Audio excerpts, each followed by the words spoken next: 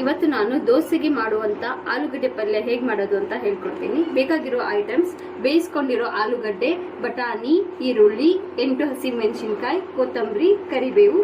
ಇವಾಗ ಮಾಡುವ ವಿಧಾನ ಹೇಳ್ಕೊಡ್ತೇನೆ. ಇವಾಗ ನಾನು 3 ಸ್ಪೂನ್ಸ್ ಆಯಿಲ್ ತಗೊಳ್ತಾ ಇದ್ದೀನಿ. ಇದಕ್ಕೆ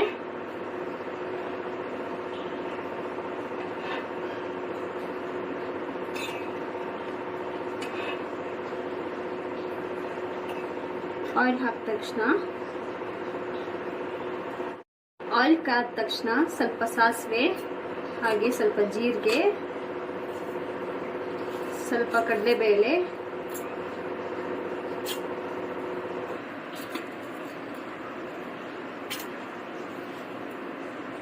ಒಂದಿಷ್ಟು ಉದ್ದಿನ ಬೇಳೆ ಹಾಕಿ ಫ್ರೈ ಮಾಡ್ಕೊಳ್ಬೇಕು. ಇದೆಲ್ಲ ಚೆನ್ನಾಗಿ ಫ್ರೈ ಆಗಿದೆ. ಸೊ ಈ ಟೈಮಲ್ಲಿ ಚಿಲ್ಲಿ ಹಾಕೊಳ್ಳಬೇಕು.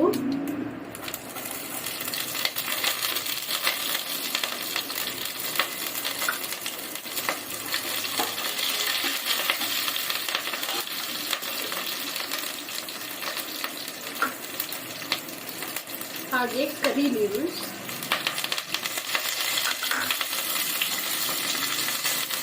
ಹಾಗೆ ಆನಿಯನ್ ಹಾಕೋಬೇಕು.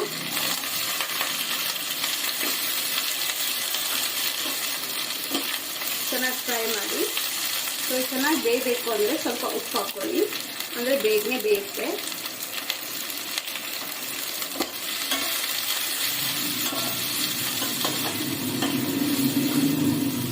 ಸೊ ಇದಿಷ್ಟು ಚೆನ್ನಾಗಿ ಬೆಂದಿದೆ. ಸೊ ಇವಾಗ ಇದಕ್ಕೆ ಬಟಾಣಿನ ಸೇರಿಸ್ಕೊಳ್ಳೋಣ. ಇದಿಷ್ಟು ಬಟಾಣಿ ಚೆನ್ನಾಗಿ ಇದನ್ನು ಫ್ರೈ ಮಾಡಿ. ಹಾಗೆ ಸ್ವಲ್ಪ ಅರಿಶಿನ ಆ್ಯಡ್ ಮಾಡ್ಕೊಳ್ಳಿ.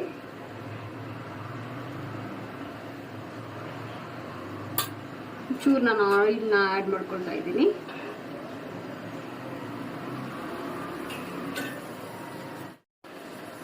ಚೆನ್ನಾಗಿ ಫ್ರೈ ಮಾಡಿ.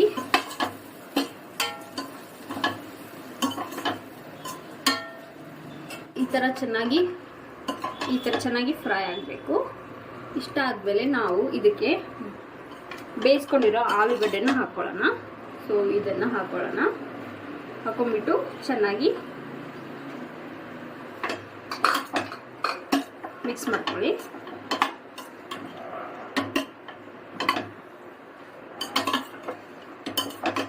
ನೋಡಿ ಎಷ್ಟು ಚೆನ್ನಾಗಾಗಿದೆ ಆಲೂಗಡ್ಡೆ ಪಲ್ಯ.